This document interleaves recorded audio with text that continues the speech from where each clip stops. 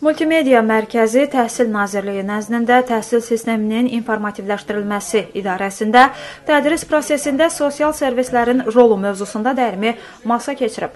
Tədbirdə dövlət qurumlarının nümayəndələri, orta məktəblərin direktorları və müəllimləri internet texnologiyalarından səmərəli istifadə mexanizmlərini müzakirə ediblər.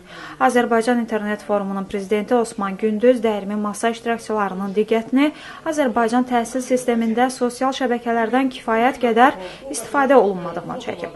Onun sözlərinə görə ölkədə yetərincə informasiya kommunikasiya texnologiyaları bazası var. Bu sahədə bilik və bacarıqları olan pedaqoji kadrlar çatışmazlığı da yoxdur.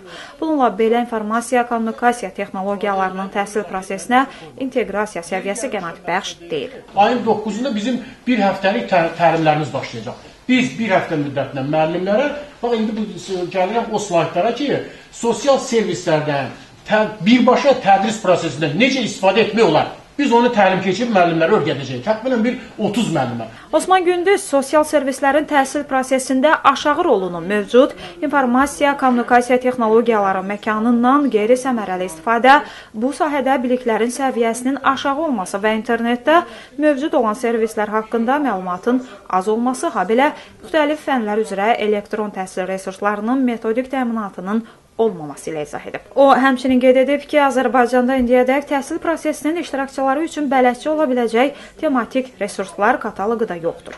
Müəllimlər üçün təhsil prosesində sosial servislərdən istifadə üzrə treninqlər keçirmək, həmçinin sosial servislərin yaradılması, internet resurslarının işlənib hazırlanması və sosial servislərin pedaqoji imkanları haqqında ədəbiyyat dərc etmək, kataloqlar hazırlamaq gərəyi var deyə Osman Gündüz qeyd edib.